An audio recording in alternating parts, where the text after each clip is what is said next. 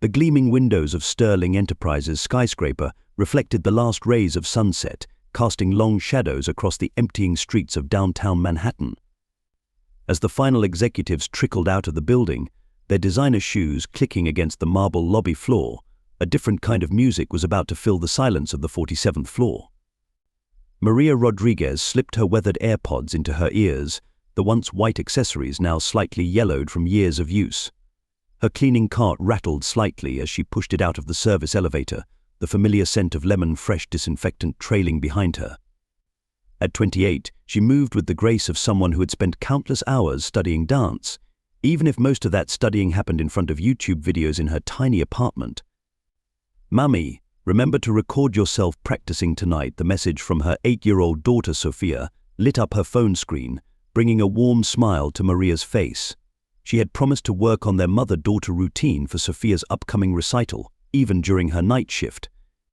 The office floor stretched before her, a maze of cubicles and corner offices bathed in the dim glow of security lighting. This was her stage had been for the past 3 years. During the day, it housed hundreds of ambitious professionals in press suits and polished shoes. But at night, it transformed into her private dance studio. Maria began her usual routine, methodically working her way through her cleaning checklist. As the opening notes of Bailando by Enrique Iglesias filled her ears, her hips started swaying unconsciously. The mop in her hands became a dance partner, her movements fluid and natural as she glided across the polished floor. In these moments, she wasn't just another cleaning lady working 2 jobs to make ends meet. She was the dancer she'd always dreamed of becoming, before life and responsibilities had redirected her path. Her reflection in the floor-to-ceiling windows showed a woman transformed her standard-issue navy uniform, becoming a glittering costume in her mind's eye, the fluorescent office lights morphing into stage spotlights. One day she whispered to herself, executing a perfect pirouette between desks. Her ponytail whipped around, a few strands escaping to frame her face. These stolen moments of joy were what kept her going through the long nights, through the ache in her feet, through the constant worry about making rent, and keeping Sophia in her dance classes. The city lights twinkled beyond the windows, her unknown audience in this nightly performance.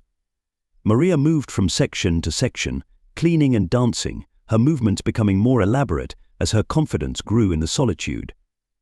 She never noticed that tonight, high above in the executive floor, she had an audience of a pair of surprised eyes watching her transform this corporate space into something magical. By day, Maria's world revolved around the controlled chaos of waiting tables at La Mesa Bonita, a bustling Mexican restaurant in Queens. Her feet would already be aching by the time she kissed Sophia goodbye at after-school care, but she'd learned long ago that dreams demanded sacrifice. The tips she earned barely covered Sophia's dance lessons at Miss Patricia's Dance Academy, but the joy in her daughter's eyes when she nailed a new routine made every double shift worth it. "Mummy, look, I did it just like you showed me." Sophia's voice echoed through their small apartment during their morning practice sessions, her small frame spinning in circles, dark curls bouncing with each movement. These precious moments before school were their sanctuary, where mother and daughter moved in perfect synchronization, their shared passion for dance bridging the gaps left by long working hours. Maria's own dance dreams had been put on hold 8 years ago when Sophia's father walked out, leaving nothing but a hastily scribbled note and a half-empty closet. She'd been 19 then, fresh out of high school with a scholarship to a prestigious dance academy. But life had different plans, and she'd learned to find grace in the unexpected turns, just as she'd learned to find rhythm in the mundane tasks of her cleaning routine. 47 floors above Maria's nightly performances, Alexander Sterling sat in his corner office, surrounded by accolades that felt increasingly hollow. At 35, he had everything his younger self had dreamed of: CEO of a Fortune 500 company, a penthouse overlooking Central Park, and a net worth that made headlines. Yet the reflection in his office window showed a man who hadn't genuinely smiled in months. The divorce papers still sat in his desk drawer, Margaret's elegant signature a final reminder of what she'd called his pathological dedication to success at the expense of living. The irony wasn't lost on him. He'd built Sterling Enterprises into a tech empire by understanding human connection, by creating social platforms that brought people together, while his own ability to connect had withered like a neglected plant. Running his fingers through his slightly graying hair, Alexander glanced at the baby grand piano in the corner of his office, a relic from his pre-CEO days when music had been more than just background noise in expensive restaurants. He hadn't touched the keys in years, the passion for creating music buried under quarterly reports and board meetings. Mr. Sterling, his assistant's voice crackled through the intercom. The Tokyo team is ready for the video call. Thank you, Janet. He straightened his tie, slipping back into the role of the confident CEO. But lately, the mask had begun to feel heavier, the performance more exhausting. Back in Queens, Maria helped Sophia with her math homework during their lunch break. The kitchen table was cluttered with worksheets, a half-eaten sandwich, and Sophia's beloved dance scrapbook, a collection of magazine cutouts and printed photos of famous dancers. "Mami, when can we go see a real ballet?" Sophia asked, her pencil tapping against her multiplication tables. Maria's heart squeezed. "Soon, mi amor. Maybe for your birthday." She made a mental note to pick up an extra shift at La Mesa Bonita, even though her body screamed for rest. That evening, as Maria prepared for her night shift, Sophia helped her pack her bag, slipping in a hand-drawn picture of them dancing together on a big stage. "So you won't forget to practice," she said with a serious expression that made her look so much like her mother. Alexander, meanwhile, sat through another late-night meeting, his mind wandering to the piano more frequently than usual. The merger numbers blurred before his eyes, and for the first time in years, he questioned whether success measured in stock prices was success at all. Two people in the same building, separated by 47 floors and worlds of experience, both dancing around the edges of their true desires. Maria, finding moments of joy between responsibilities, keeping her passion alive in stolen moments. Alexander, surrounded by achievement but starving for authentic connection, his own artistic soul lying dormant beneath layers of corporate success. Neither knew that their carefully constructed routines were about to intersect in a way that would challenge everything they thought they knew about dreams, success, and the courage to pursue both. The clock on Alexander's desk silently ticked past midnight, its soft blue glow competing with the harsh glare of his laptop screen. Another late night, another merger to finalize. He rubbed his tired eyes, feeling the familiar tension headache building at his temples. The city below sparkled like scattered diamonds, a view that had long since lost its ability to impress him. That's when he saw her. At first, it was just movement caught in his peripheral vision, reflected in the window of the floor below. He might have dismissed it as a trick of light, but something about the fluid motion made him look again. Through the slight angle of the building's architecture, he had a perfect view of the 47th floor. A woman was dancing. Not the awkward shuffling of someone listening to music while working, but real dancing, elegant, practiced, and absolutely captivating. She moved with her cleaning cart as if it were a partner in a waltz, her motions transforming the mundane act of mopping into something approaching art. Alexander found himself standing, moving closer to his window. The woman, one of the night cleaning staff, he realized from her uniform, was lost in her own world. Her eyes were closed as she spun, her face transported with a joy so pure and unself-conscious that he felt like an intruder just watching. "I used to look like that," he whispered to himself, his gaze drifting to the piano in the corner. Memories flooded back late nights at Juilliard, his fingers dancing across the keys, that same expression of pure joy on his face. Music had been his first love, before spreadsheets and stockholders had taken over his life. The dancer below executed a series of turns that would have looked at home on any stage, her cleaning uniform somehow transforming into something more elegant through sheer grace. Her movements spoke of classical training, but there was something more, a natural rhythm that couldn't be taught, a passion that couldn't be faked. Without thinking, Alexander reached for his phone to record the moment, then stopped himself. This wasn't meant for sharing or documenting. This was something rare in his world of carefully curated corporate appearances, something real. For the next hour, he found himself unable to return to his work. Instead, he watched as she moved through the floor, alternating between cleaning and dancing, each task performed with equal care and artistry. When she finally disappeared into the service elevator, Alexander realized he'd been holding his breath. The next night, he found himself staying late again. This time intentionally. She appeared right on schedule, her dance a different style tonight, more Latin, more passionate. Alexander's fingers tapped unconsciously on his desk, matching her rhythm, muscle memory from years of piano playing asserting itself. Night after night, he found excuses to work late. His assistant Janet raised an eyebrow at his suddenly busy evening schedule, but he waved off her concerns. Each night brought a new performance, a new glimpse into this secret world of joy that existed just below his feet. Sometimes, between dances, he caught glimpses of her checking her phone, her face softening into a smile at whatever she saw there. She would occasionally record herself, practicing specific moves repeatedly until they were perfect. Her dedication was familiar. It was the same drive he'd once had for music, before he'd convinced himself that success meant abandoning such impractical passions. On the fifth night, as he watched her dance, Alexander did something he hadn't done in years. He walked to his piano, lifted the cover, and let his fingers rest lightly on the keys. The dancer below moved to music he couldn't hear, but for the first time in too long, he felt the urge to create his own. Janet, could you pull the employee files for our night cleaning staff? Alexander tried to keep his tone casual as he made the request the next morning. His assistant's perfectly sculpted eyebrow arched slightly, but she said nothing about the unusual inquiry. Hours later, he found himself staring at a simple personnel file. Maria Rodriguez, single mother, exemplary employee reviews, 5 years of perfect attendance.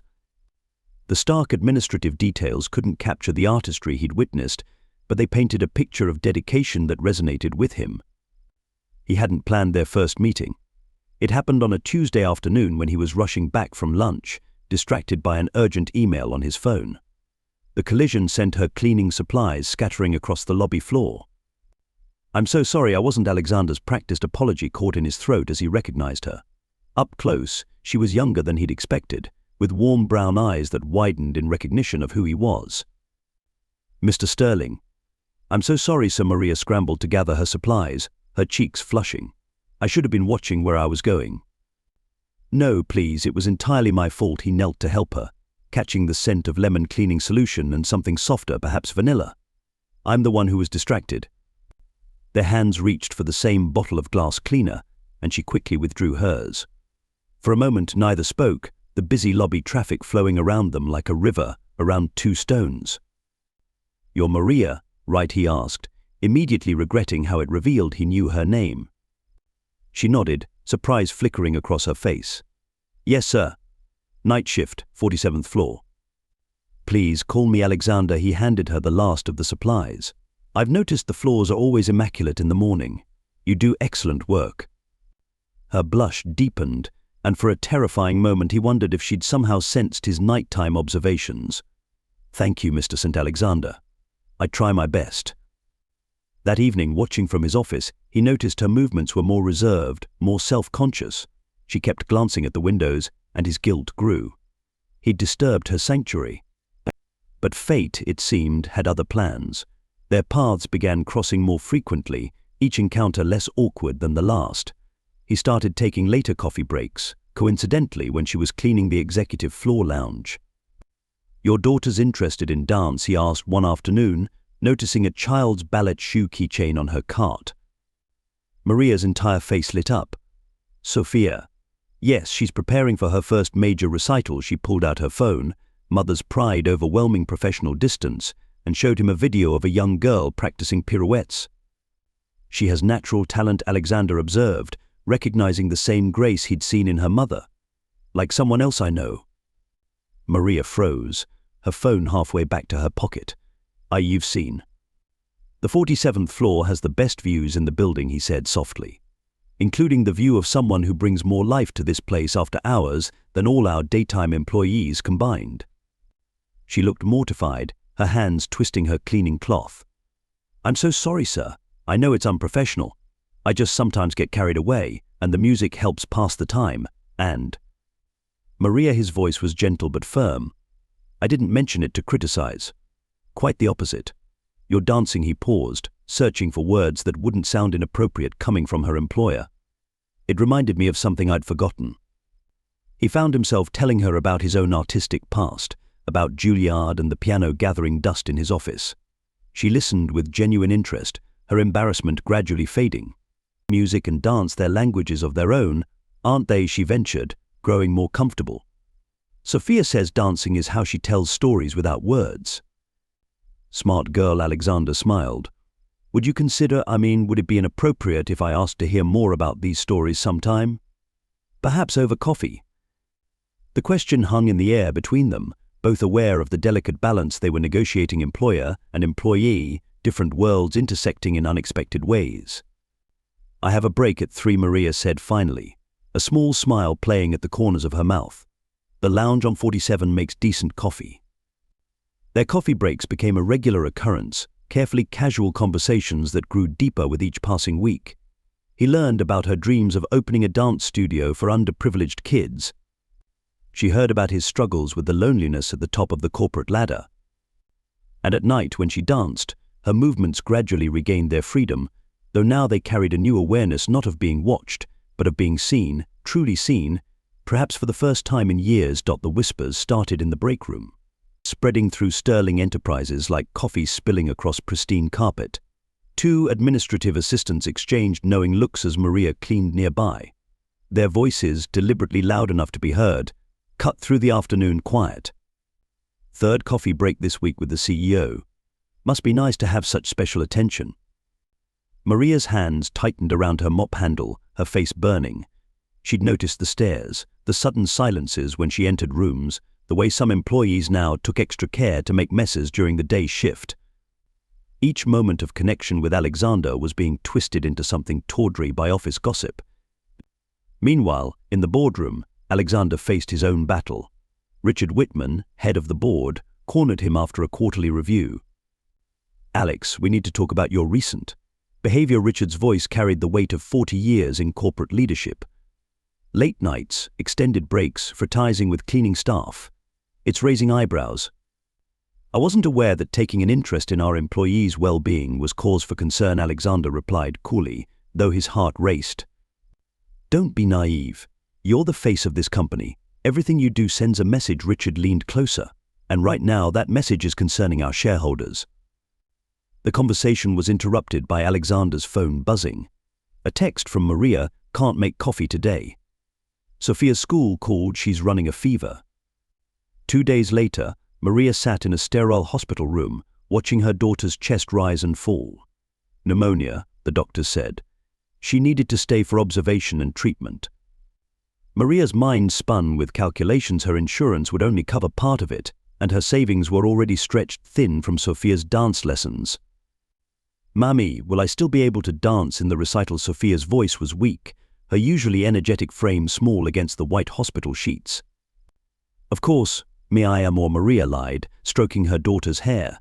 She'd have to pick up extra shifts, maybe even give up their apartment for something cheaper. The thought of moving Sophia away from her school and dance studio made her chest ache worse than any physical exhaustion. That night, for the first time in years, the 47th floor remained still. No music, no dancing, just the efficient movements of a woman trying to hold her world together. Alexander watched from above, the absence of her usual joy more painful than he'd expected. You know there's talk about you two, Janet warned him the next morning, her loyalty to Alexander overriding professional distance. The board is concerned about potential scandal. There's even speculation about inappropriate arrangements. Alexander's jaw tightened. He'd built this company on innovation, on breaking away from old-world corporate thinking. Yet here he was, trapped by the very conventions he'd thought himself above. In the hospital, Maria received another bill, the numbers blurring before her exhausted eyes. She'd already called La Mesa Bonita to pick up additional shifts, but it wouldn't be enough. The thought of asking Alexander for help made her stomach turn. It would only confirm what people were already saying about them. MS. Rodriguez, her supervisor, called her into his office the following day. There have been some complaints about inconsistencies in your cleaning schedule and concerns about inappropriate workplace relationships. Maria felt the ground shifting beneath her feet. I've never neglected my duties, she said firmly, though her voice trembled slightly, and my relationship with Mr. Sterling is purely professional. Nevertheless, we need to discuss your continued employment here. But that evening, Alexander found a resignation letter on his desk. Maria's handwriting was neat but showed signs of a shaking hand. He read it 3 times, each word feeling like a physical blow. His phone buzzed with messages from board members about an emergency meeting to discuss company image concerns outside his window. The 47th floor remained dark and silent, its magic extinguished by the harsh realities of corporate politics and economic necessity. In a hospital room across the city, Sophia slept fitfully while Maria watched, her dancer's posture broken by the weight of impossible choices. Her phone contained a dozen missed calls from the dance studio about upcoming recital payments, and a single text from Alexander that she couldn't bring herself to read. The 47th floor had become just another corporate space again. Maria moved through her duties mechanically, her cleaning cart no longer a dance partner, but simply a tool. The music in her earbuds had changed from vibrant Latin rhythms and classical pieces to talk radio, anything to drown out the thoughts in her head and the whispers that seemed to follow her. From his office above, Alexander felt her absence like a physical ache. He'd never realized how much those glimpses of pure joy had begun to heal something in himself until they were gone. His piano stood silent, the brief resurgence of his own creativity fading without the inspiration that had awakened it. "Sophia asked about you today," Maria said during one of their increasingly rare encounters in the lobby. Her eyes were shadowed with exhaustion, her usual grace dampened by worry. She wanted to know if her CEO friend would come to her recital. Alexander's heart clenched at the formality in her voice. "Maria, I had to tell her we couldn't afford the costume anyway." She tried to smile, but it didn't reach her eyes. The hospital bills. And with everything else. He watched her walk away, her shoulders straight despite everything, and felt the weight of his position like never before. In his desk drawer lay a check he'd written out 3 times but never had the courage to give her. Every solution he thought of seemed tainted by the power imbalance between them, by the whispers that had driven them apart. That night, unable to sleep, he found himself at his office piano. His fingers found the keys without thought, playing a melody that spoke of loss and longing. Through the window, he could see Maria cleaning below, her movements efficient but joyless. The music grew louder, more insistent, as if trying to reach her. In the middle of her shift, Maria's phone buzzed with a video from Sophia's dance teacher. Her daughter, still pale from her hospital stay, was attempting a sequence of steps they'd practiced together countless times. She stumbled, caught herself, then looked at the camera with determined eyes so like her mother's. "See, Mommy? I'm getting stronger. I'll be ready for the recital, I promise." Maria leaned against the window, her reflection showing tears she couldn't hold back. Behind her, faint piano music drifted down from somewhere above, a melody that seemed to carry all the emotions she'd been trying to suppress. Alexander's hands stilled on the keys as he watched her finally break down. Every fiber of his being wanted to go to her, to find some way to make this right. But the barriers between them seemed insurmountable: class, position, circumstances, and now the weight of corporate scrutiny. In his mind, he could still see her dancing, see the way she transformed this sterile corporate space into something magical. He thought of Sophia, a little girl with the same fire in her soul, whose dreams might be extinguished before they could truly begin. The next morning, a package arrived at Maria's apartment. Inside was a beautiful dance costume in Sophia's size, with no note or indication of its sender. Maria stared at it for a long time, tears welling up again, but this time from a complicated mix of gratitude and hurt pride. At work that evening, she looked up at the CEO's office while cleaning the windows, seeing Alexander silhouetted against the city lights, his own reflection showing the same lost expression she'd been carrying. The distance between them felt both infinite and paper-thin. For the first time in weeks, she felt the urge to dance again, not for joy this time, but to express everything she couldn't say in words. But she remained still, trapped between gratitude and propriety, between dreams and reality, between what her heart wanted and what the world seemed to allow. The memo went out company-wide on a Monday morning. Sterling Enterprises announces new cultural arts initiative. Alexander stood at the podium in the main conference room, board members seated to his left, employees crowding the space. "For too long, we've focused solely on traditional metrics of success," he announced, his voice carrying the conviction of someone who had finally found their truth. "Today, we're launching a program that recognizes the whole person, their creativity, their passion, their artistry." In the back of the room, Maria stood in her cleaning uniform, hardly daring to believe what she was hearing. The program would include dance classes, music lessons, and art workshops, all free for employees and their families. But it was the next announcement that made her breath catch. To lead this initiative, we need someone who understands both the corporate world and the transformative power of arts. Someone who has demonstrated extraordinary dedication, grace under pressure, and the ability to inspire others. Alexander's eyes found hers in the crowd. Maria Rodriguez will be our new cultural programs coordinator, while maintaining her current role which, as many of you might not know, helped inspire this entire initiative. The whispers in the room took on a different tone now, one of admiration and understanding, as Alexander explained how he'd witnessed her dancing, how it had reminded him of the soul that corporate culture too often neglected. That evening, Maria stood in the newly converted 47th floor space. The cubicles had been pushed back, creating an open area with mirrors along one wall. Dance bars were being installed, and in the corner, a familiar baby grand piano had found a new home. "Sophia's going to love this," Alexander said softly, joining her. "The youth program starts next week. I hear she's already signed up." Maria turned to him, eyes shining. "You've given us so much." "No," he interrupted gently. "You gave me something first. You reminded me that success isn't just about profit margins. It's about creating spaces where people can be fully themselves." The night of Sophia's recital arrived, and the auditorium was packed with Sterling Enterprises employees. Maria watched from backstage as her daughter, fully recovered and radiant in her costume, prepared for her performance. Alexander sat in the front row, his usual corporate armor replaced by casual clothes and an eager smile. As Sophia danced, Maria felt tears of joy sliding down her cheeks. Her daughter moved with the same uninhibited joy she herself had once shown, before worry and propriety had weighed her down. In the audience, Alexander's face showed the same wonder she'd once seen reflected in her office window. After the performance, at the small celebration in the newly christened Sterling Art Space, Maria found herself by the piano where Alexander sat, playing a gentle melody.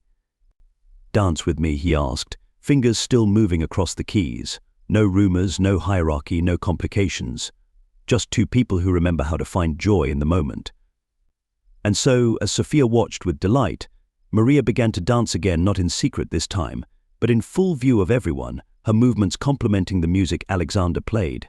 Around them, employees and their families smiled, some even joining in, the space filled with the kind of authentic human connection that no corporate policy could mandate. The 47th floor had become more than just another office space. It had become a place where dreams were not just whispered in stolen moments, but celebrated in the light. The lights dimmed as Maria stepped onto the stage, her heart pounding like a drum. The company cultural event was packed, but she focused on the music, not the audience. Singing had always been her dream, a passion she'd shelved for practicalities. Now, with Sophia watching from the front row, Maria was determined to give it her all. Her voice soared through the hall, raw and melodic, stirring emotions in every listener. As she hit the chorus, the audience erupted in applause, but as the next verse began, a figure stepped onto the stage beside her. Maria's breath caught when she recognized Alexander. He took her hand and twirled her, effortlessly matching the rhythm. His movements were precise yet graceful, revealing a side of him she'd never seen before. The crowd cheered, enchanted by the unexpected duet. Maria's heart swelled not just from the performance but from the revelation of Alexander's hidden talent. The song ended with them holding each other's gaze, and the audience stood in ovation. The company's CEO took the microphone, smiling broadly. "Let's give another round of applause to Maria and Alexander, our talented employees and dynamic duo." The words were more than a compliment, they were a public acknowledgement of their relationship. Maria felt tears prick her eyes as Alexander squeezed her hand. In the front row, Sophia clapped with uncontainable excitement. Seeing her mother shine on stage, her dream fulfilled, filled the little girl with pride. She turned to the person beside her and declared, "That's my mum. She's amazing." Maria's heart overflowed. Her dream had come true, but even more precious was sharing it with the people she loved most, Alexander and Sophia. In that moment, everything felt complete. 1 year later, Maria stood in the vibrant art studio, now the thriving heart of the company's arts program. Canvases lined the walls, showcasing the creative expressions of employees who discovered their artistic voices under her guidance. Passion radiated from every corner, and Maria smiled, knowing she had followed her own heart to this moment. That evening, the celebration continued as guests gathered to witness a special performance. The music started soft, elegant notes of a classical waltz seamlessly intertwined with the lively beats of Latin rhythms. Maria and Daniel took the floor, gliding in perfect harmony. Their wedding dance was more than a performance, it was a testament to their journey of fusion of cultures, passions and hearts. As they twirled beneath the lights, the room was filled with admiration, not just for the dance but for the story it told. Two lives transformed by an unexpected love, born from authenticity and a shared willingness to take a leap of faith. Love has a way of finding us when we least expect it, and when we embrace our passions and live as our true selves, life often surprises us with the most extraordinary outcomes.